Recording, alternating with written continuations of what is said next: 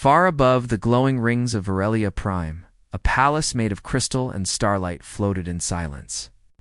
It shimmered like a frozen bloom in the blackness of space, untouched by time or love. Inside it lived Princess Serica, the only daughter of the High Queen and heir to the crystalline throne. But Serica, though royal by blood, was treated like a ghost by her own people. She had been born without the ability to bond telepathically, a sacred skill in the Verelian race. To the rest of her species, that made her broken. A future queen who could not link minds, feel emotions through the shared current of thought, or lead her people in unity, was no queen at all. Though she was graceful, intelligent, and kind, none of that seemed to matter. Her people whispered that she was cursed. Many avoided speaking her name aloud, as if doing so might bring misfortune. She walked the crystal halls alone, spoke mostly to her tutors, and spent her days tending to glowing plants in the palace's sky garden. Far from the throne room she was never truly invited into. Over the years, dozens of suitors from powerful alien houses had visited Verelia. Not a single one asked for Serica's hand, not even out of duty or politics. The Galactic Concord sent messages of sympathy, but sympathy was cold comfort. When your heart had never been touched, at the same time, Earth had just been accepted into the Concord, the last among the stars, and the least experienced. The other species saw humans as wild, unpredictable, and emotional. Still, Earth was rich in culture and curiosity, and the Concord hoped they might bring fresh perspective, even if they were a little behind. So, a diplomatic mission was arranged. A small group of human delegates was sent to Verelia to strengthen ties and learn from the ancient civilization. Among them was Elias Monroe, a young but skilled linguist and cultural envoy. Elias was not from a powerful family, nor did he dress in the gleaming fabrics of wealth. He wore a simple ambassador's coat and carried a weathered notebook full of observations and odd sketches. Unlike others in the group who were eager to impress with Earth's technologies, Elias preferred quiet observation. He spent time with the local scholars, listened to chamber music from a Verelian harp, and asked deep questions about emotion, memory, and belief. It was during one of these quiet talks that he first heard about the princess. "She's the starflower." No one would claim, a Verelian gardener had murmured, as she pruned a glowing vine. Elias had looked up starflower, he asked. The gardener hesitated, then added, "Princess Serica. She lives in the high chambers. Can't link minds. Poor thing. Beautiful, but alone. They say she speaks like wind through broken glass." Something about the way she spoke those words lingered with Elias, even after the conversation ended. He had seen all kinds of royals before, proud, political, cunning. But he had never met one who was pitied. His curiosity grew like ivy in the mind. Who was she really? Was she as fragile as they claimed, or was she something more? Act. The next day, against the advice of his fellow diplomats, Elias sent a request to the palace, a personal audience with Princess Serica. The Verelians raised their brows. It was not forbidden, but certainly unexpected. No one had asked to meet her in over a decade, and from a human no less. Our rumors spread quickly through the palace halls. Some laughed. Others were offended. But the request was delivered. Hours passed. Then a reply came, quiet and simple. The princess had accepted. That evening, Elias walked alone through the silver corridors of the palace, led by a quiet Verelian attendant. The walls shimmered with light like water. No guards stood outside. Serica's chamber, only soft flowers glowing in glass. The doors opened, and there she stood, tall, dressed in moon-colored robes, her eyes like pale violet fire. She did not smile, but she did not look away either. Her gaze was steady, curious. Elias bowed politely. Serica nodded once. "We're the first two." "Come without being told to," she said softly, her voice carrying the rhythm of still water. "Why?" Elias smiled, not nervously, but with warmth. "Because I've heard stories," he replied, "and I'd like to find out which ones are." True. She tilted her head, considering his words. And for the first time in many years, Princess Serica allowed herself a moment of hope. Not much, just a spark, but enough. Far above the surface of Varelia, in a palace of silence and crystal, a long-forgotten flower had been noticed, and someone had dared to reach out and touch it. The second meeting between Elias Monroe and Princess Serica did not take place in a throne room or a council chamber, but in a quiet place few even remembered existed: the Sky Garden. It floated near the top of the crystalline palace, surrounded by transparent walls that showed endless stars beyond. The garden was filled with glowing plants, soft vines that sang in the wind, and flowers that bloomed only under moonlight. Was here, among these living lights, that Serica agreed to have tea with the human diplomat. Ow. The attendants whispered that it was strange, even improper. Oh. No Varelian noble had ever shared tea with an outsider in that space. But Serica was not like the others, and Elias did not act like the others either. He did not carry the pride of a typical ambassador, did not speak in rehearsed lines. Instead, he sat across from her on a stone bench, held the warm cup carefully in his hands, and asked questions with true interest. He asked what her favorite flower was. He asked what music felt like to someone who couldn't link minds. Answered slowly, choosing each word like placing fragile glass on a shelf. Her voice was soft, but not weak. There was a strength in her careful way of speaking, as though she had learned to make every word count. Elias listened more than he spoke. When he did speak, it was not with flattery, but with quiet wonder. He told her about Earth, not the wars or the science, but the people. He spoke of old poets who wrote with trembling hands, and painters who saw the world differently because their eyes were not like others. He told her the story of a physicist in a wheelchair who changed the way humanity saw the universe, and a deaf woman who danced by feeling the vibration of sound. These stories made Serica lean in, her pale eyes curious, her silence no longer guarded, but thoughtful. She asked questions, too. What did humans do when they couldn't connect minds? How did they understand each other's feelings? Elias smiled gently and explained that humans had learned to speak through expression, gesture, music, and words. Sometimes, he said, the deepest connections happened without speaking at all. Days passed and they met again. Sometimes in the garden, sometimes in the ancient library, where Serica showed Elias her favorite myths, written on glowing crystal scrolls. She confessed her love for old earth poetry, especially the kind that spoke of quiet strength. It had read translations of a poet named Emily Dickinson, and once quoted a line softly, as if afraid to speak too loud. "I'm nobody. Who are you?" Elias laughed softly and said, "Then maybe we're both nobodies together." That made her smile. A real one. Small but bright. It was the first time anyone in the palace had seen her smile in years. Rumors began to spread. Some nobles scoffed at the idea that the princess was spending time with a human, and not just any human, but one from a small delegation with no real rank. Ow. Others watched with hidden interest. There was something different about this pairing. No politics. No alliance talks. Just two minds, slowly learning each other's shape. Serica began to appear less withdrawn. Her robes grew more colorful, her movements more open. One morning she asked Elias if humans composed music for people they cared about. He said yes. She nodded and whispered, "No one has ever composed anything for me." Elias didn't answer right away, but his expression softened. The next day he brought a small instrument, a travel-sized earth flute. And though he wasn't a great player, he performed a simple tune he had written the night before. It was awkward at first, but sweet. Serica listened with her eyes closed, hands folded in her lap, as if the notes were light falling gently on her skin. After he finished, she said nothing for a long moment. Then softly she said, "Thank you." That single word held more weight than a royal decree. In the quiet spaces between their meetings, Serica began to feel something she hadn't known in years. Anticipation.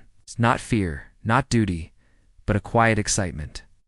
She looked forward to their talks, their stories, the way Elias never looked at her with pity, only curiosity and warmth. He asked nothing from her. He simply wanted to know her. And that, more than any gift or title, made her feel seen. Truly seen. But not everyone was pleased. Whispers in the palace turned sharp. Some feared the human influence. Elias had an angle. Others believed Serica was simply too fragile to know better, yet she did know. She saw clearly now, not just Elias, but her world. For the first time, she questioned the rules that had shaped her life. Why must connection require a shared mind? Why must love follow only one path? And somewhere deep in the garden, under the star-glass dome, a new flower bloomed, one that had never grown there before. It wasn't from Varelia. It was from Earth, planted quietly by a human who had dared to ask a forgotten princess what made her feel alive. The stillness of the palace didn't last long. Whispers, once gentle as wind through trees, became sharp and loud as the story of Elias and Princess Serica spread beyond the shining halls of Varelia. What had started as quiet meetings in a hidden garden now echoed across planets. When word reached the Galactic Council, the ruling body of the Concord and guardians of ancient protocol, it caused an uproar. Reports said a human diplomat had developed a bond with a royal Varelian. Not just any royal, but the one. Seen as unfit, the silent starflower who had been passed over for decades. Too many on the council? This was not a romantic tale, but a threat to tradition, especially to the Varelian elders, who had long protected their telepathic customs. They believed their strength came from shared minds, from unity in thought, from pure connection of spirit. And now, a bond without the mind link? A human, no less? It was unacceptable. A formal message sealed with the crystal sigil of the elders. Elias Monroe was summoned to the high chamber, not for honor, but for judgment. Elias arrived at the council tower in his usual manner, calm, thoughtful, notebook in hand. He was greeted not by kind words, but cold stares. Circular hall shimmered with energy filled with representatives from dozens of worlds. In the center sat the Varelian elders, tall and robed in silver blue, their minds linked with silent power. The eldest among them, Counselor Theron, rose and spoke in a voice that echoed with age. You, Elias Monroe of Earth, have crossed a line not meant to be crossed. You have reached for a bond that cannot exist. Royal blood cannot mix with silence. The mind link is sacred. Without it, there is no unity, no future. You will leave this world before sunset or face consequences beyond your world's understanding. There was silence after the statement, the kind that dared no reply. But Elias, standing at the very center of that ancient room, did not lower his eyes. He did not argue in desperation. He simply raised his voice, steady, clear, and honest. Why must connection be limited to what you've always known? He asked, slowly turning to face the council. Why must love follow only the path of the mind? On Earth, we bond with words, with music, with shared moments. We write letters. We sing. We create. We choose to care, not because someone tells us how, but because we feel something that doesn't need to be spoken. You speak of unity, but what if unity can look different? What if it doesn't need to come from power or perfection, but from understanding? His words hung in the air, heavy and strange in a chamber used to silence uncertainty. You call Serica broken, but I've seen her more whole than anyone here. She's not without value. She's just beyond your definition of value. That doesn't make her less. That makes her rare. For a moment, no one moved. The council did not applaud, nor did they reply. Their minds, still linked, pulsed with silent judgment. A low voice finally spoke, Counselor Theron again. Your words are clever, human, but cleverness is not wisdom. You do not understand our ways. Leave before this becomes more than words. The chamber doors opened behind Elias, their message clear. The decision had already been made. The council was unmoved, but someone else was not. From the high balcony above the council floor, a new voice echoed, soft but unwavering. Then perhaps it is time our ways changed. All heads turned as Princess Serica stepped into the light. Dressed not in royal robes, but in a simple gown of soft green, the color of the garden where she had first found hope. She walked slowly, but with purpose. There was no tremble in her hands now. You have spoken for me my whole life, she said, her voice growing stronger with each word. You labeled me unfit, you locked me in silence. But I am not broken, I am not ashamed. And I do not need permission to choose my own path. The council stirred, their quiet harmony disturbed. But Serica continued. I do not share your mind link, but I have found something just as strong. A connection that listens, that accepts, that creates. Elias Monroe did not ask me to become someone I'm not. He simply saw who I already was. And for the first time, I saw myself. Her words silenced the room in a new way, not with fear, but with revelation. The elders sat frozen, uncertain how to respond to something they had never expected. Defiance from the one they had cast aside. Elias stood quietly watching her, said nothing more, because nothing more needed to be said. Serica had spoken not just for herself, but for anyone who had ever been told they were not enough. She turned toward him, and though no words passed between them, something clear settled in the space between their eyes. It wasn't a mind link. It wasn't telepathy. It was real, and it was strong. Strong enough to change something.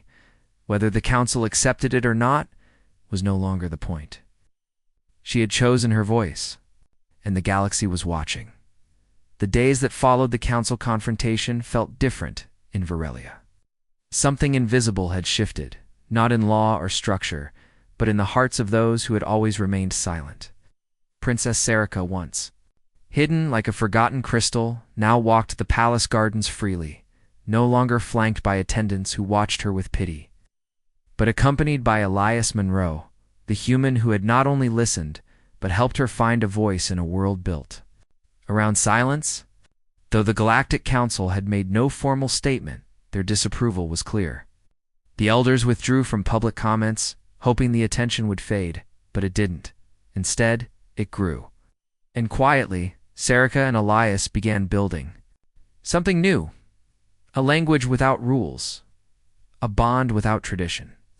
Serica could not link minds like others in her species, but she could feel rhythm, notice patterns, respond to light and movement. Elias brought his knowledge of human expression, music, gestures, even symbols drawn on paper.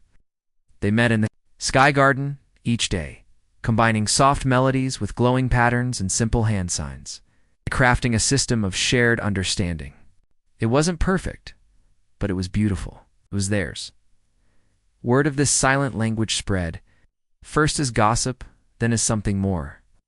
Other Varelians who had long hidden their own neural differences began to reach out. From secluded families, children who had never formed the mind link, artists who had been kept from public roles, and elders who had masked their silence for decades. For the first time in centuries, they saw hope reflected in their future queen.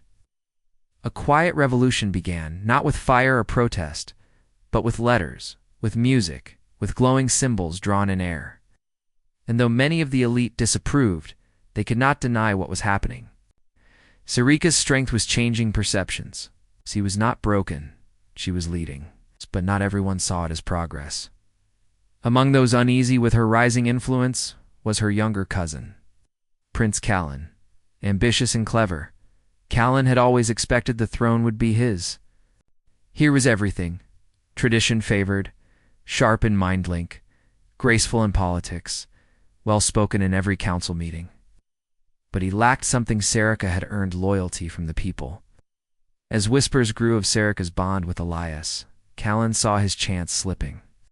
So, in a calculated move, dressed as compassion, he approached Serica in front of the elders and offered to formally claim her. To protect the throne, he said, to preserve the family line. His voice was calm, but his intentions were clear. He believed she would accept out of duty or fear. But Serica met his offer with a silence that said more than words could. Then she replied with a steady, quiet no. It was not defiance and anger. It was clarity, firm and final. She would not be claimed out of pity. She would not be used to protect a system that had never protected her. The refusal echoed louder than any speech. Then came the day of the Unity Summit, a grand gathering where species from across the galaxy met to renew their vows of peace and partnership. It was a tradition that honored new alliances, shared discoveries, and leadership changes. Varelia was hosting. Delegates gathered in the Great Hall, where walls shimmered with starlight and music played from floating instruments.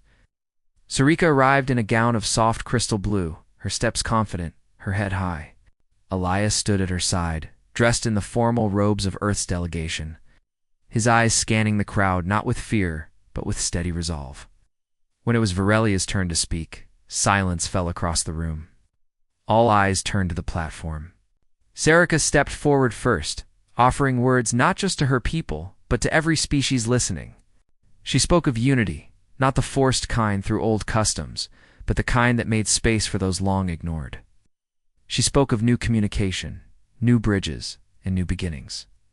Then, in a moment no one had predicted, Elias stepped forward. Beside her, he looked not at the crowd, but directly at Sarika. His voice was steady, his words simple, but they carried weight far beyond the room. I stand here not as a diplomat, and not as someone offering you escape or rescue. I'm not here because I pity you. I'm here because I admire everything you are. And so, before this assembly of worlds, I ask you, Sarika of Virelia, will you mate with me? The question fell like a ripple in still water. The room held its breath. No one moved. No one dared to speak. The silence was long, but not empty. It was full of history, of pain, of courage. Sarika looked at him and then at the crowd. Her gaze was calm, strong. Then, with a quiet voice that needed no amplifier, she said, "Yes," gasp, then applause. Hesitant at first, then growing. Not everyone clapped. Some stared in disbelief, but others smiled. Few even cried. In that moment, a new chapter began. Not just for Sarika and Elias, but for Virelia and perhaps the galaxy itself. A bond had been formed, not through mind link, not through law, but through choice, through love beyond tradition, bond beyond minds. The days after the Unity Summit felt like the first sunrise after a long winter. The Virelian Council, so firm in their traditions and silent laws, did not celebrate the union of Sarika and Elias, but neither did they stop it. They watched with cold eyes and sealed lips as support for the princess grew not from the elite, but from the people. Younger generations, who had long questioned the old ways in silence, now spoke openly, inspired by Sarika's courage. Artists, scholars, and families who had hidden their imperfect children now came forward. Messages from across the planet and beyond poured in, some curious, others grateful. The elders, sensing that public sentiment had shifted beyond their control, allowed the union to be recognized, not out of approval, but from quiet fear of losing their place in a changing galaxy. Sarika and Elias were not just bonded in name, they were wedded in spirit, in the heart of the Sky Garden, under a dome of stars and blooming lights. The ceremony was simple, yet no moment in Virelia's recent history had carried more weight. Sarika wore a gown of glowing silk, woven with symbols from their shared language. Elias stood beside her in Earth's ambassadorial robes, embroidered. With constellations and music notes, no priest or elder guided the ceremony. Instead, they spoke their vows to each other in their own words. Their own style of quiet declaration that needed no approval to be real. The marriage did not just mark the joining of two beings, but of two ideas. In the months that followed, Virelia began to shift. Laws once written to exclude were rewritten with care. New roles were created in the royal court for citizens who communicated through alternate means. Those without the mind link were no longer seen as a weakness, but as a different kind of strength. Schools began to teach the new shared language Sarika and Elias had created, blending music, motion, and light into something even those without telepathy could use and understand. Where silence once meant loneliness, now it held possibility. And Earth, once seen as the primitive newcomer in the galactic concord, was viewed with new respect. Humans, with their strange resilience and emotional courage, had done what no species before had dared. They had brought heart into the center of an ancient world that had forgotten how to feel beyond the mind. Earth's role expanded. It was no longer just a planet asking for a seat at the table. It became a bridge, species welcomed as diplomats, creators, and peacemakers between more advanced yet rigid worlds. Where others saw only rules and bloodlines, humans saw stories, questions, and hope. And it was that perspective that made all the difference. As for Serica and Elias, they did not disappear into royal life. Instead, they continued to meet in the Sky Garden, not as rulers behind walls, but as dreamers building something new. Together, they composed music pieces that didn't follow human or Varelian tradition, but a blend of both. They used instruments from Earth and glowing vines from Varelia, creating harmonies that carried across frequencies and languages. These songs were not just art. They became symbols played at diplomatic events, classrooms, and even in the quiet rooms of those who had once felt alone. People across the stars heard their music and felt something shift within themselves, a sense that perhaps they, too, could be understood. Perhaps they, too, had value. And in the heart of the garden where Serica had once sat alone for years, surrounded by flowers that bloomed in silence, there now echoed laughter, music, and quiet conversation. Visitors came from distant worlds not to admire the royal beauty, but to learn from the bond that had changed everything. They saw that the garden was no longer a place of solitude, but a sanctuary of connection. And the princess, who was once pitied the girl with the flawed mind, is now a queen in all but title respected, not for what she lacked, but for what she had given. She had shown her people a new way to connect. And Elias, once just a quiet human observer, had become a living bridge between worlds. He never claimed to be a hero. He never asked for fame. He only asked a single question, one that had changed the course of history. Will you mate with me? But what he truly meant was, will you build a future with me? And Serica had answered not just with a word, but with a life of creation, courage, and love.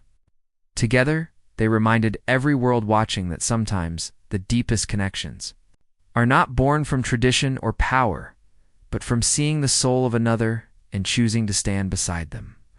In the end, it wasn't the mind link that changed the galaxy. It was something older, something gentler, something beautifully human, the simple, brave act of loving what others had long overlooked.